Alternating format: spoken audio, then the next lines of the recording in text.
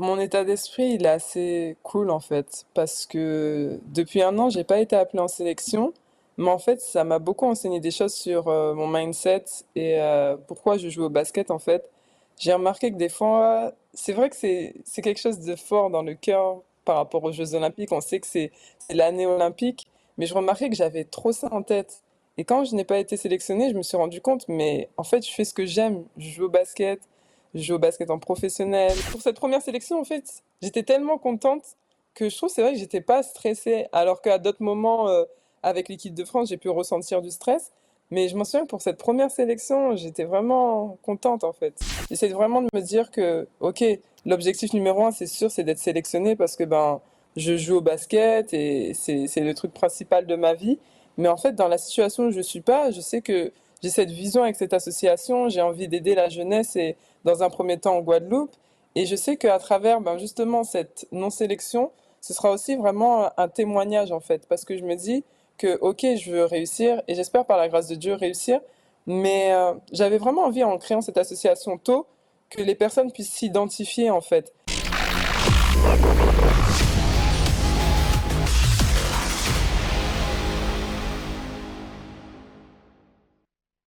Salut tout le monde, bienvenue dans Décrassage. Nous sommes très heureux de vous accueillir. Et dans cette série consacrée aux Jeux Olympiques et Paralympiques, après avoir eu Joël Abati, Pascal Gentil, nous voici avec un grand espoir du basket français, joueuse de Basketland, championne de France, double vainqueur de la Coupe de France, une certaine Kendra Chéri. Kendra, nous sommes heureux de te recevoir.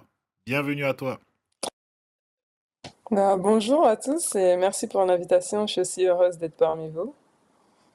Nous aussi, plaisir partagé vraiment. Et je voudrais introduire cet entretien avec toi avec une question. Voilà, nous allons aborder la série sur les Jeux Olympiques et Paralympiques. Toi, du haut de tes 22 ans, que représentent les Jeux Olympiques pour toi? Pour moi, je dirais que les Jeux Olympiques, c'est bizarre, mais ça représente l'enfance en fait. Hmm. Parce que je trouve que c'est quelque chose, un rêve qui est mis dans le cœur quand on est enfant. Je m'en souviens quand j'étais petite, c'est surtout à partir des JO de Londres que je m'en souviens. Parce que j'étais en sélection, c'était du Pas-de-Calais, les sélections Benjamin. Et en fait, ma coach, c'était Nicole Le Tien de Colo. Et son fils participait aux JO de Londres. Donc j'entendais parler des JO de Londres. Après, la génération avec Usain Bolt, quand c'était le 100 mètres, c'était le moment d'aller en fait devant la télé. Donc je dirais vraiment mon enfance. Et là, ça fait bizarre maintenant de dire que waouh, j'arrive à un âge où je peux prétendre à participer aux Jeux Olympiques. Et c'est pour ça que je dirais que ça représente un peu un rêve d'enfant. Très bien. Euh, est-ce que tu te trouves dans une disposition particulière? On sait que l'échéance approche. Et dans quel état d'esprit te trouves-tu à quelques semaines de la sélection officielle pour le tournoi olympique? Je dirais que mon état d'esprit, il est assez cool en fait, parce que depuis un an, j'ai pas été appelée en sélection, mais en fait, ça m'a beaucoup enseigné des choses sur mon mindset et pourquoi je joue au basket en fait. J'ai remarqué que des fois, c'est vrai que c'est quelque chose de fort dans le cœur par rapport aux Jeux Olympiques. On sait que c'est l'année olympique, mais je remarquais que j'avais trop ça en tête. Et quand je n'ai pas été sélectionnée, je me suis rendu compte, mais en fait, je fais ce que j'aime. Je joue au basket. Je joue au basket en professionnel, j'ai mes coéquipières à côté. Et je dirais que mon état d'esprit, il est cool en fait. Il est concentré sur la saison. C'est sûr, avec des petites pensées sur les Jeux Olympiques, mais je dirais que comparé au début de saison, j'ai réussi en fait à lâcher plus prise sur ça parce que je me suis rendu compte que je contrôle pas, c'est pas moi qui décide. Donc j'essaie vraiment de profiter de ma saison et de mes moments avec mes coéquipières, avec mon club. Et après, le reste, l'avenir nous le dira. Alors comment ça se passe, Kendra? Parce que tu as une particularité, c'est que, les repas de famille peuvent être très basket, chez toi et notamment tu as une belle sœur qui est en équipe de France. de basket, qui a fait médaille de bronze aux Jeux Olympiques de Tokyo, qui est actuellement en équipe de France. Est-ce qu'il y a un peu une émulsion entre vous? Est-ce qu'il y a Émulation. émulation Émulsion. excuse-moi. Émulation entre vous aussi qui peut se rajouter, ou elle te partage son expérience de Tokyo, de ce que ça a été. Là, voilà, on imagine ce que représente Paris aussi, de jouer les Jeux chez soi. Comment tu vis ça? Ben, en vrai, ça peut surprendre beaucoup de personnes, mais avec Alexia et Valentin, franchement, quand on se retrouve, on a la flemme de parler de basket. Et c'est c'est vraiment pas un sujet qu'on a abordé. On est vraiment... Bon, on va parler de basket, c'est sûr. C'est pas possible de ne pas parler de basket. Il y a trop de choses. Le basket Si c'est une a une trop grande passion, place dans notre... forcément. Sans Mais compter les parents. c'est vrai que c'est même pas... C'est pas des questions que j'ai posées. Franchement, c'est plus par rapport au fait que j'avais pas été sélectionnée au dernier stage. En fait, je vais plus poser des questions, ben, comment ça va se passer par rapport pour les JO et tout, des questions comme ça, comment s'est passé les derniers stages. Mais franchement, je sais pas, on profite vraiment du moment présent. Et par exemple, je vais prendre l'exemple quand on était à Noël, ben, on jouait ensemble, on jouait au Kems en fait. Et Valentin et Alexis, ils arrêtaient pas de gagner. Et en fait, nous, on est plus sur des jeux comme ça quand on se retrouve, on est avec nos cousins. Il y a quand même la Et compète, on franchement, sent. On sent qu'il y a la compète. oui, oui, ah, toujours. Et on aime bien prendre cette image en fait. Souvent, quand on joue l'une contre l'autre, les personnes sont en mode, mais alors, non, non. Et moi, je prends vraiment l'image, mais c'est comme quand on joue aux cartes en fait. Chacun veut gagner. Après, bon, on est dégoûté si on a perdu, c'est normal. Mais franchement, voilà, après, ça passe. Et on est contente aussi parce qu'on trouve que ça montre vraiment aux gens que des fois, en fait, quand on n'est pas de la même famille, on fait comme une guerre de la dureté entre les autres, entre son adversaire. Mais quand on est de la même famille, on se rend compte que, ben, ok, c'est le sport et après, c'est autre chose. Et je trouve que j'aime bien cette image, le fait que, ben, on porte le même nom, que on soit toutes les deux, ben, des joueuses qui prétendent à des sélections en équipe de France, parce que je trouve que ça représente bien que, ok, on est là au basket, compétition, mais quand on est en famille, on est en famille, on profite, on vit, et voilà, hein. Est-ce que vous avez déjà Ouais. joué sous le maillot de l'équipe de France ensemble, Oui. et qu'est-ce que ça vous faisait quand vous êtes Oui, qui pro, il sait. dans le Oui, oui. vestiaire? Ça doit être particulier quand même de vivre ça. Je sais pas s'il y a beaucoup de cas, ça aurait pu faire l'état d'une chronique. C'est très rare, ouais, jouer avec sa avec sa belle-sœur. belle-sœur, c'est très très rare. Beau-frère, belle-sœur, c'est très très rare. Il y a un cas quand même au Real Madrid où tu as deux joueurs qui sont beaux-frères actuellement. José Lu et Dani Carvajal. Les deux sont beaux-frères. Ils jouent dans la même équipe. D'accord. Ouais. Alors, Kendra, dis-nous. Ben, pour l'instant, je me souviens surtout de la première sélection. C'était surtout, je pense, au moment où on prenait les photos d'avant-match, où on prenait des photos ensemble, on prenait plaisir et on se rendait compte que, waouh, genre, j'allais faire ma première sélection, ça allait être avec elle. Hmm. Après, elle a fait sa dernière... Non, oui, ah non, c'était son avant-dernière compétition avec le nom Chartero. Mais je pense que c'est vraiment le moment, j'ai hâte du jour où on pourra porter ce maillot de l'équipe de France avec le nom Chéri toutes les deux. Parce que déjà, ben, son premier match en professionnel cette saison, c'était contre moi avec le nom Chéri. Ouais. Et son dernier match aussi. Donc ça c'était cool en fait. Je trouve que c'est plus dans ces moments-là, maintenant qu'elle porte le nom Chéri, quand j'entends panier de Chéri, mais c'est pas moi, c'est notre équipe. Ça, c'est C'est assez peut-être ça, drôle. peut-être que le sélectionneur il se trompe sur les dernières listes en fait.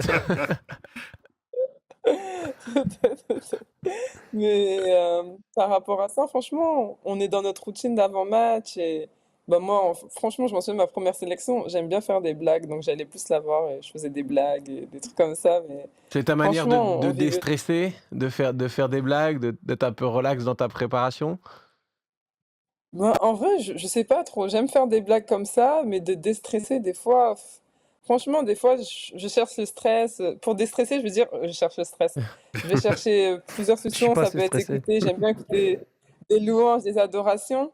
Mais franchement, là, pour cette première sélection, en fait, j'étais tellement contente que je trouve, c'est vrai que j'étais pas stressée. Alors qu'à d'autres moments, avec l'équipe de France, j'ai pu ressentir du stress.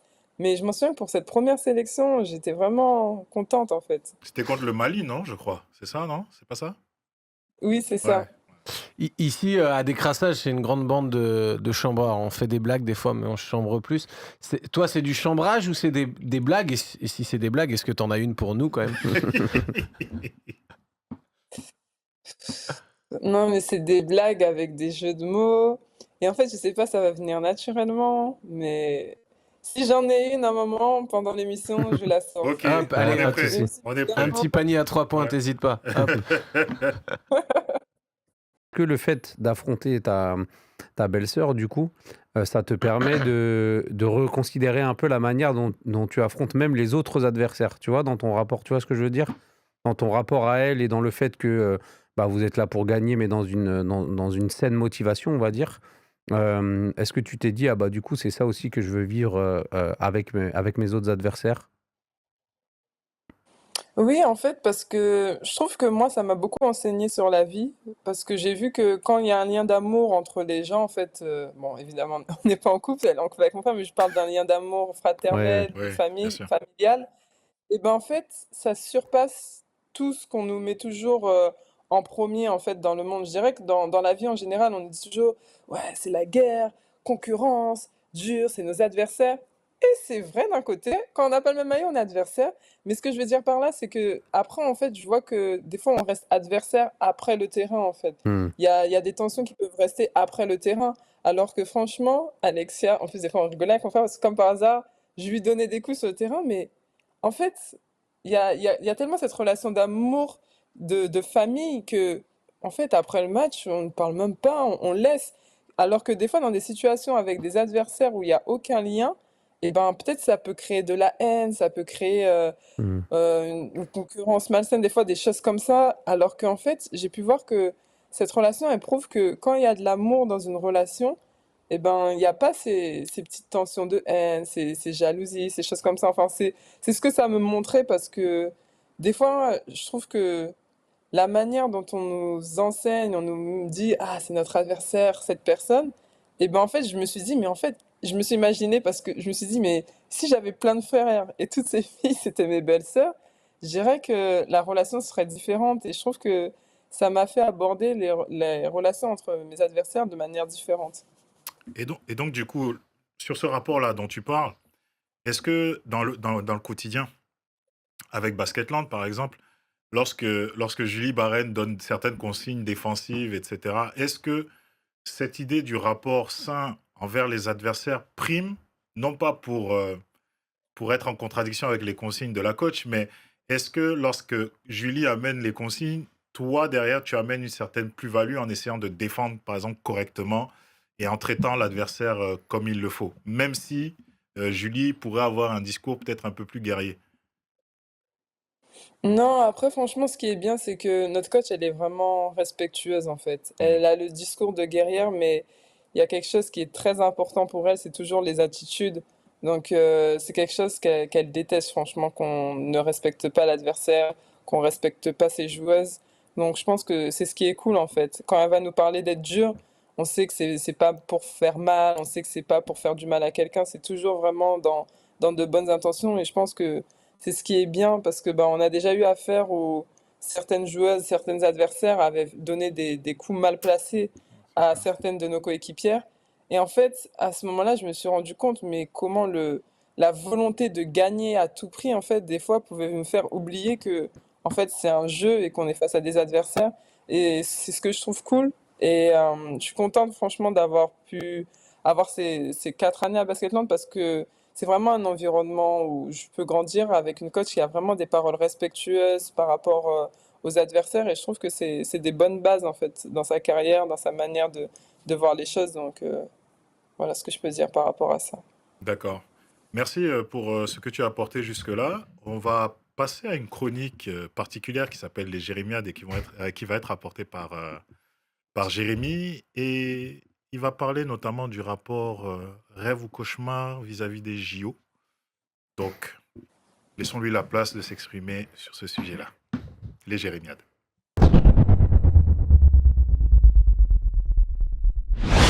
Une chronique un petit peu particulière pour moi, rêve ou cauchemar. Et je me posais la question de qu'est-ce qui allait bien pouvoir me faire râler aujourd'hui, parce que c'est vrai que depuis le début de la journée, on passe une belle journée, on a plein d'invités, et ça se passe très bien. Et j'ai beaucoup hésité, tellement j'ai d'autres sujets de me plaindre, mais j'ai choisi de m'arrêter sur quelque chose qui m'a toujours touché, moi, le fondu de compétition. C'est le côté un peu manichéen des jeux de manière générale. C'est tout noir, tout blanc, il n'y a pas d'entre-deux.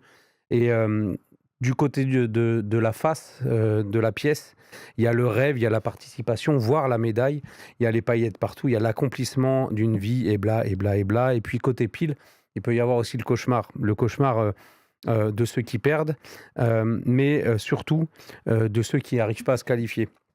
Pour ceux qui perdent, je peux pas faire cette chronique sans évoquer le cas pour moi qui représente l'injustice absolue. C'est le cas d'Alexis Vastine, du coup, dont on a parlé dans une autre émission.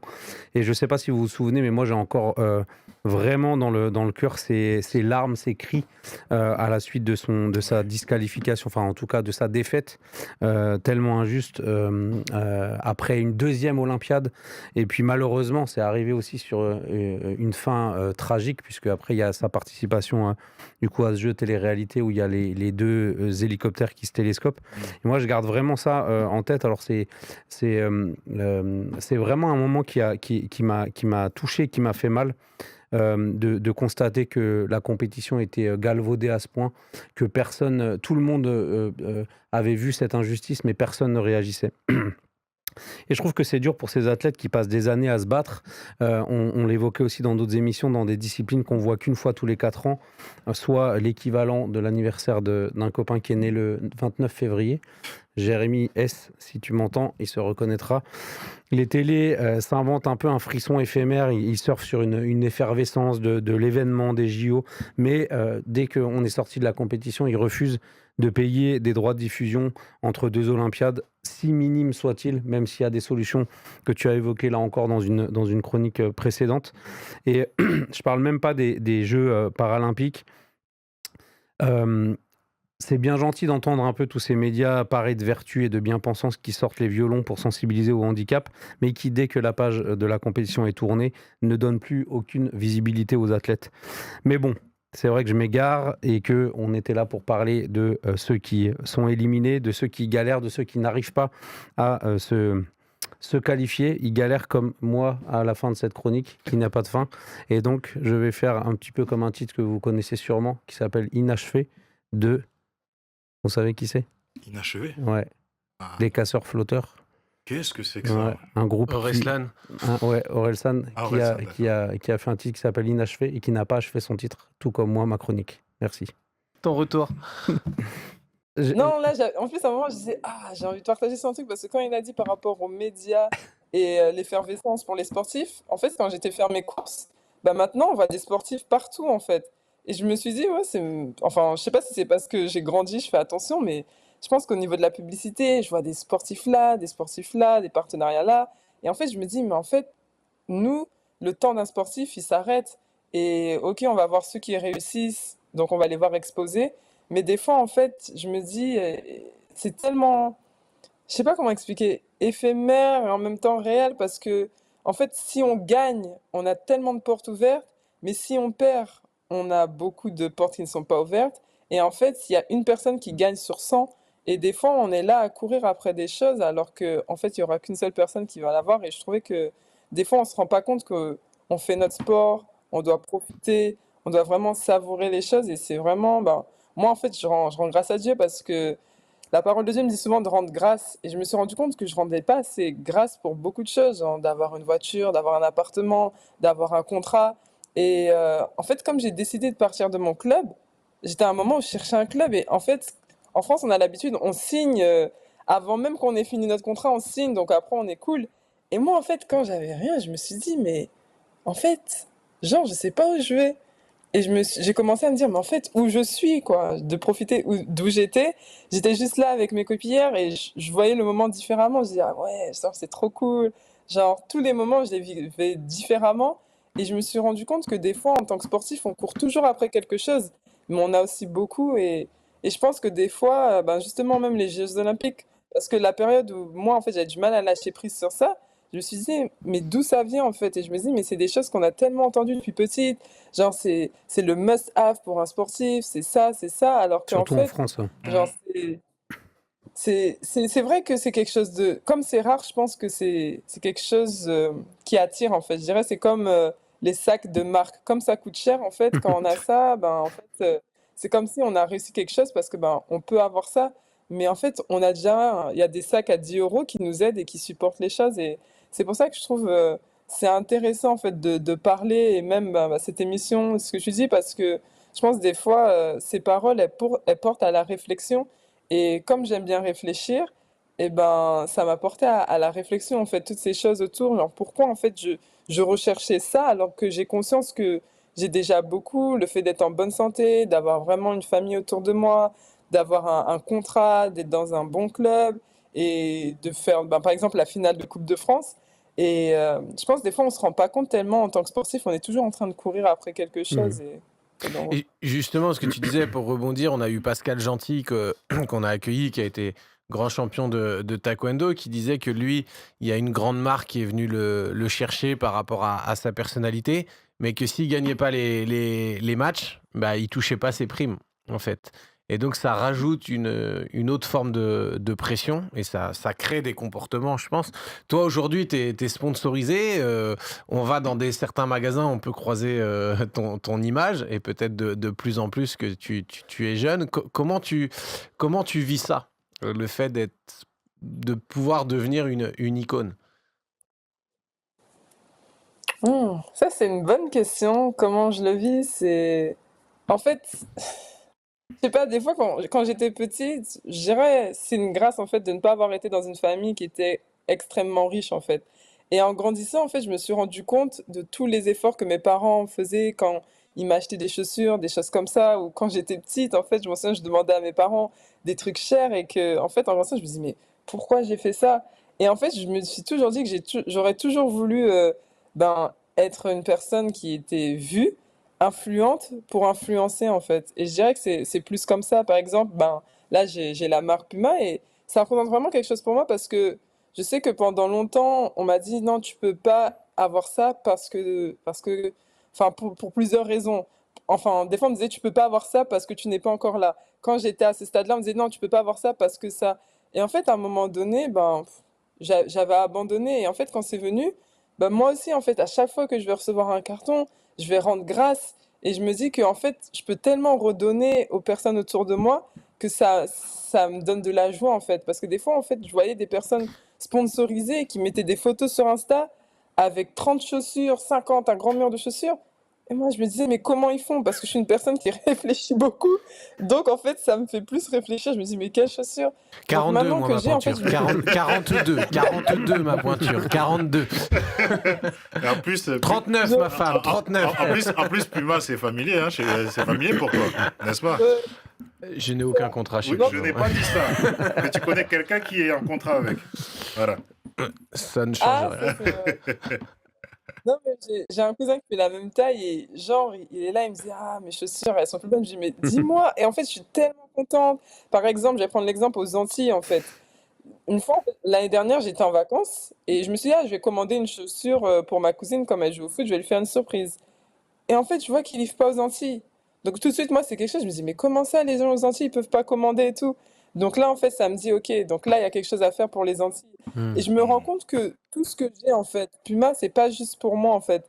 Genre, je peux vraiment aider des personnes aux Antilles parce que, il y a tellement de limites, en fait, de problèmes. Par exemple, il y a les frais de douane. Ouais. Par exemple, comme le siège, il va être en métropole, ils vont pas pouvoir livrer forcément parce que je pense que ça doit coûter cher avec l'avion ou le bateau. Encore là, j'allais poster un colis. Je me suis dit, mais la déclaration à faire.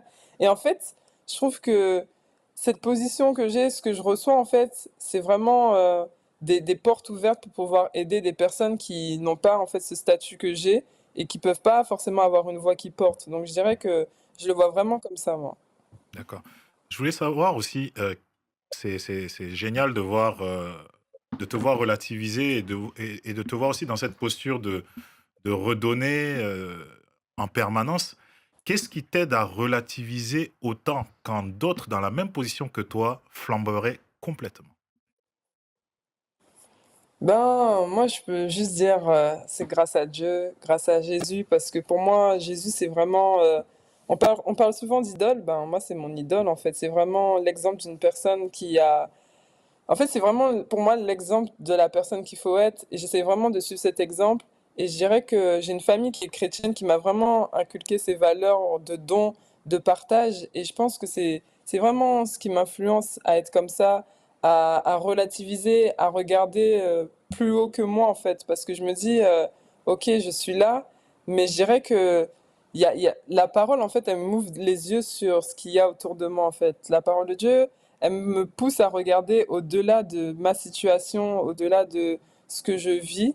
Et je pense que c'est vraiment ça, en fait. Et le fait de voir aussi la famille, enfin la vie en Guadeloupe, comment ça se passe aux Antilles, en fait, il y a beaucoup de choses qui m'ouvrent les yeux sur la vie et que, en fait, des fois, je dirais que bah, je vais prendre l'exemple de la défaite en Coupe de France.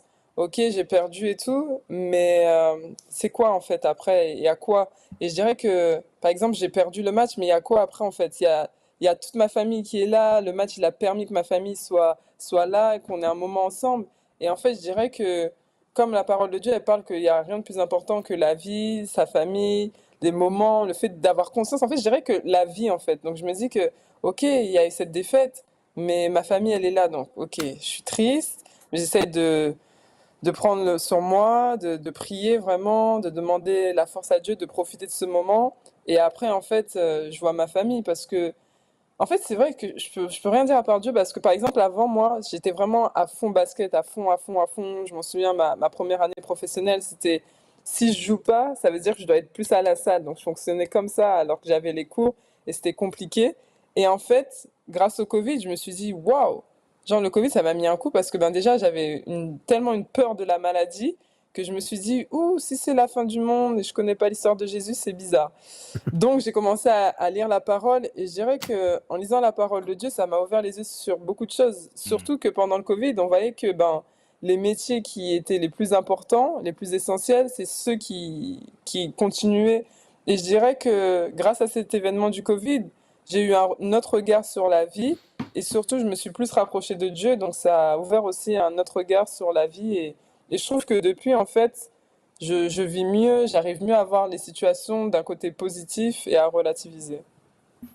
Ok, merci. Merci Kendra. Là, nous allons passer à une chronique que Joël animera, qui s'appelle le speed dating, qui amènera peut-être un focus un peu plus profond, notamment, et rebondir aussi sur ce que tu as pu dire. Donc, Joël, c'est à toi de jouer.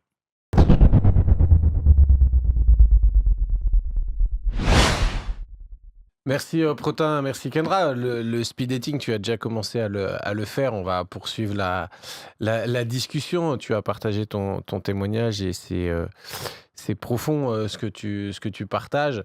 Et c'est intéressant de réfléchir à la notion d'échec. Moi, si j'avais pas échoué dans certains moments de ma vie, je serais pas là aujourd'hui. Alors, mes collègues disent ah dommage, t'aurais dû gagner pour une fois. Faux, Euh, c'est pour voir On n'a rien dit. s'ils faux, suivaient. archi faux. Mais certains échecs te permettent de réorienter ta vie, tes motivations, de réfléchir aussi sur des choses qui peuvent être plus grandes. Et dans Décrassage, on aime bien regarder au-dessus du soleil, comme on dit, voir les perspectives un peu plus larges, un peu plus globales, et d'inclure Dieu dedans. Et c'est vrai que euh, souvent, les échecs peuvent être un moyen de réorientation de nos motivations et aussi d'approfondissement de notre relation et dépendance à Dieu. Et il y a quelque chose qu'on n'aime pas trop parler dans le monde du sport, ou alors quand on en parle comme une vertu, c'est l'orgueil. Et on dit il faut une réaction d'orgueil. Les sportifs doivent faire preuve d'orgueil pour réagir face à telle et telle épreuve. Mais en tant que chrétien, l'orgueil n'est pas une vertu, c'est plutôt un péché. Et certaines formes d'orgueil profondément ancrées en nous ne peuvent être déracinées que par des échecs. Et souvent, les échecs peuvent être un moyen d'expérimenter la notion de la grâce de Dieu, cette faveur imméritée, de travailler sur notre humilité, notre dépendance à Dieu, comme je le disais, et aussi de le laisser faire une œuvre de préparation en nous et de voir à plus long terme. Souvent, on raisonne à court terme, alors qu'un échec peut être qu'une étape passagère qui nous prépare à de plus grandes choses, et aussi de s'abandonner et de faire confiance, tu en as parlé, de pouvoir lâcher prise sur certaines situations et de faire confiance que nos buts ne sont pas toujours la volonté de Dieu et de chercher, en tant que sportif, une direction, si on veut mettre Dieu dans l'équation, de se dire quelles sont mes ambitions et comment avoir une saine ambition. Et c'est un petit peu ça mon défi, mon challenge en tant qu'aumônier, de vouloir chercher ce qui honore Dieu. Et c'est un peu ma question pour toi, en lien avec la chronique de Jérémie, si on perd, comment on gère le fait que la défaite peut être là. Euh, Tu as déjà un peu répondu, mais comment intégrer ce qu'on ne te souhaite pas si tu n'es pas pris à ces Jeux Olympiques? Comment tu rebondis? Comment les choses avancent? Et comment tu verrais ça aussi euh, dans ta croissance personnelle et dans ta relation avec Dieu? Ben, moi, en fait, franchement, je veux rendre grâce à Dieu parce que ce que j'ai compris, c'est que ma mission, elle est plus grande que le basket. Et je pense que le basket, je dirais, c'est un sport collectif, mais on est tous un individu. Donc je dirais que le basket dans ma vie, c'est juste moi, pas moi individuellement avec l'équipe, mais je dirais que en gros, si je suis pas sélectionné, c'est moi. Si je suis sélectionné, c'est moi. Et c'est vrai que je serai dans un groupe, mais ce sera ma personne. Et si je suis pas sélectionné, en fait, ce sera moi aussi, mais je veux dire qu'il y aura quelque chose que je pourrai apporter aux gens autour de moi. Par exemple, j'ai une association qui s'appelle Cet Espoir. Et bah, en fait, j'ai des projets, j'ai envie de mettre des choses en place. Donc si je suis sélectionnée, je vais devoir réadapter par rapport à la manière de mettre. Mais si je suis pas sélectionnée, ben, je vais devoir réadapter aussi. Et en fait, d'avoir vraiment cette conscience que je peux apporter à des personnes, en fait, ça me fait aller au-delà de mes échecs, en fait. J'essaie vraiment de me dire que, ok, l'objectif numéro un, c'est sûr, c'est d'être sélectionné parce que ben, je joue au basket et c'est le truc principal de ma vie. Mais en fait, dans la situation où je suis pas, je sais que j'ai cette vision avec cette association, j'ai envie d'aider la jeunesse et dans un premier temps en Guadeloupe. Et je sais qu'à travers ben, justement cette non-sélection, ce sera aussi vraiment un témoignage en fait. Parce que je me dis que, ok, je veux réussir et j'espère par la grâce de Dieu réussir. Mais j'avais vraiment envie en créant cette association tôt que les personnes puissent s'identifier en fait. S'identifier à une carrière. Parce que je pense que quand on est professionnel et qu'on arrive dans un endroit, les gens ils admirent en fait, ils font waouh et tout. Que là par exemple, quand j'ai pas été sélectionnée enfin, on peut dire pendant un an en fait, je me suis blessée, Oui. je n'ai pas été appelée en novembre, je n'ai pas été appelée en février. Et en fait, je trouve que c'est un témoignage vivant et que l'on peut voir en fait, parce que ben, si je parle de, je sais pas, hier ou à l'entraînement, ça s'est pas bien passé, personne l'a vu en fait. Et personne peut s'identifier à la manière dont je m'entraîne parce que les personnes ne le voient pas forcément, mais les non-sélections, les échecs, les défaites en finale, en fait, les gens ils peuvent se dire, ah oui, c'est vrai, je l'ai vu. Ah, je l'ai vu triste à ce moment. Donc, quand elle me dit que, ok, avec l'espoir, on peut y arriver, que si on fait ça, ben, cette fille-là, elle l'a vécu, donc elle peut parler de ce qu'elle ressent, en fait. Par exemple, moi, on me parle souvent que, ok, toi, c'est la défense, et c'est pas quelque chose de facile à vivre, en fait parce que je sais que je peux attaquer. Et en fait, il y a beaucoup de personnes qui vont être dans cette situation. Et en fait, si on n'a pas vécu moi, ayant vécu cette situation, je me dis, je peux aider cette personne et lui parler, lui dire, OK, I feel you, en fait, je sais ce que tu ressens. Et pour moi, en fait, c'est un peu pareil par rapport aux Jeux Olympiques parce que, bah, comme je le dis, en fait, j'ai vraiment envie d'impacter au-delà du sport. Et franchement, dans chaque discipline, il n'y a qu'une seule personne qui remporte la médaille.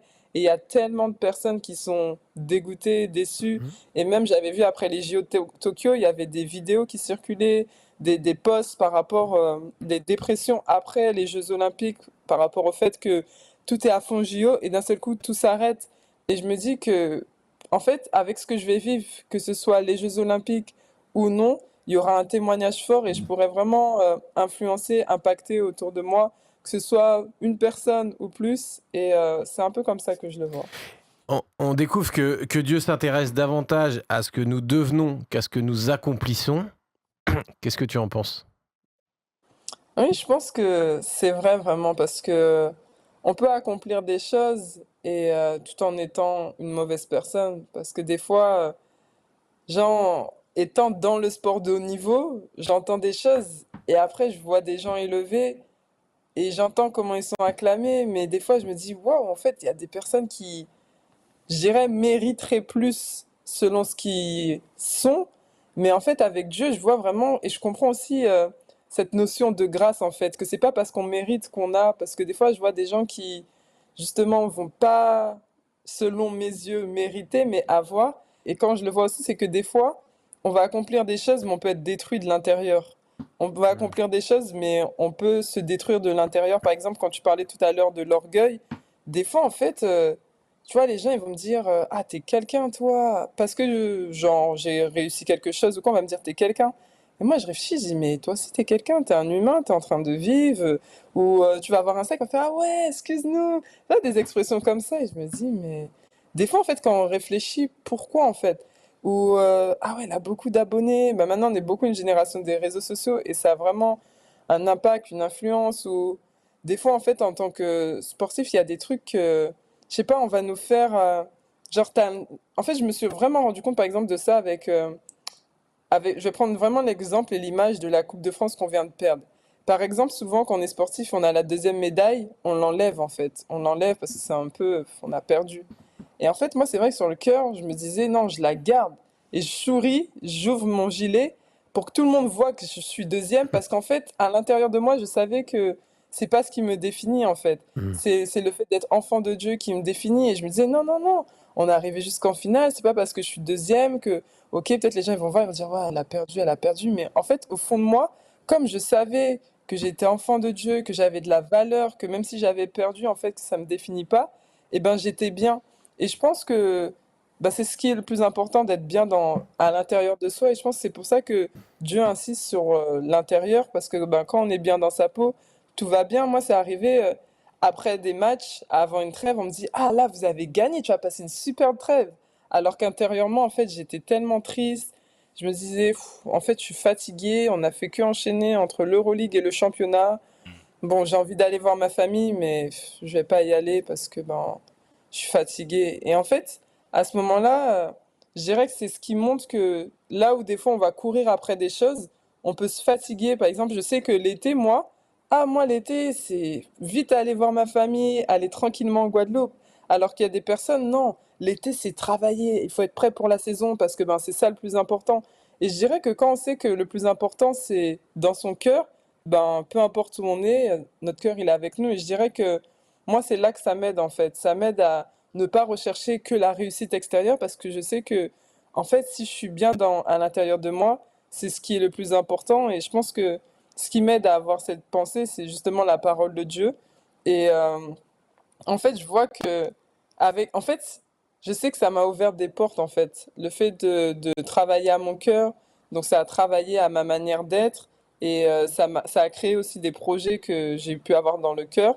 Et en fait, je me sens épanouie. Donc, je trouve que plus on a un cœur qu'on essaye de travailler, de rendre meilleur, en fait, plus on devient épanoui dans la vie parce que ben, on a envie de faire le bien, on a envie d'apporter des bons projets.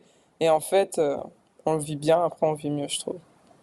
Voilà. Merci Merci. infiniment pour ces propos forts hein, sur ouais, une affirmation de ton identité en Dieu. Et, euh, et c'est particulièrement inspirant, d'autant plus qu'on ne le dit pas assez, mais tu n'as que 22 ans. Et exprimer de telles choses avec une telle assurance, c'est particulièrement rafraîchissant et c'est gratifiant d'être dans cette position où on t'écoute et on souhaite que cela puisse inspirer beaucoup de gens autour de toi. Mais avant de te laisser et avant de clore cette émission, j'aimerais savoir à quel niveau tu estimes les chances de l'équipe de France pour être championne olympique à la maison. Euh, Moi, en fait, j'estime jamais les chances. Pour moi, je pense que le but d'une compétition, c'est de gagner. Genre, c'est comme quand on joue aux cartes à Uno, le but, c'est de gagner. Donc, je pense qu'on part tous avec des chances égales parce que, ben, je vais prendre l'exemple parce que c'est toujours le plus haut, les États-Unis. Ok, les États-Unis peuvent gagner, mais on sait jamais. Des fois, en fait, par exemple, je sais pas, enfin, je vais prendre l'exemple, c'est à Paris. Imaginons, il y a le jour de la finale, les États-Unis contre la France à Paris. Et en fait, comme à Paris, les gens, ils aiment bien faire à leur tête, Alors qu'il y a le couloir olympique, ah, il y a quelqu'un, des voitures, ils décident de venir, le bus des Américaines, il est en retard, elles sont énervées, ça rentre dans leur tête, elles arrivent dans leur routine, elles sont énervées, elles sont perturbées à cause de ça. La France, qui a eu le couloir tout tracé parce qu'elles étaient parties 30 minutes avant, parce que en tant que bon Français, on sait très bien qu'à Paris, c'est chaud. Nous, on est tranquille, en train de faire notre routine tranquillement. Les Américaines énervées, frustrées, après en retard, nanana, les straps.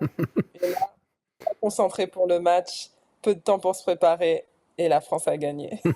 Ah ouais, toi, Ah, t'es le beau scénario, genre les Tony embouteillages. Estanguet, si vous nous entendez, voilà. Mettez des bagnoles Là, en partout. tout cas, elle a un vrai talent de conteuse. Hein. C'est ça. Bon, tu te mouilles pas trop, Ouais. mais Oui.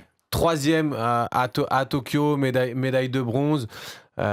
On espère qu'elles vont faire mieux. Et puis que tu y sois. C'est Si ça. tu y es Surtout. pas, on veut te laisser un encouragement. On a accueilli Joël Abati qui a attendu ses 38 ans. Ouais. Oui, Pas la pour champ- faire ses premiers jeux, mais pour faire une médaille pour gagner d'or. la médaille d'or. Et il avait attendu 34 ans avant de faire ses premiers jeux. Il avait 34 ans. C'était en 2004 c'est en 2004. qu'il a fait ses premiers. jeux. Donc tu es jeune.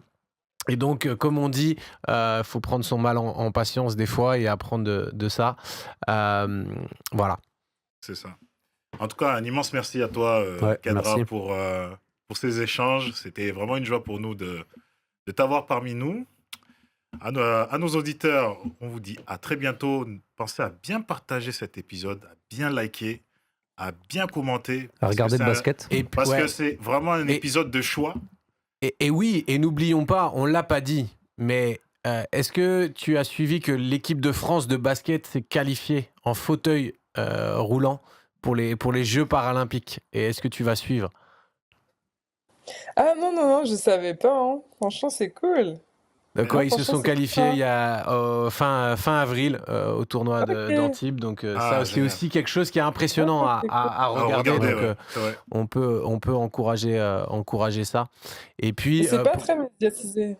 Ah bah. là, c'était sur beIN Sport. Ça avait été, Ah, bien. Ah ouais. été diffusé. Oh. Et si vous voulez en savoir plus sur Kendra, vous pouvez la suivre sur ses réseaux. Et Oui. n'oubliez pas qu'elle est dans un livre fantastique, le plus beau livre au monde, Victoire éternelle, dans lequel on retrouve 40 champions, dont Kendra.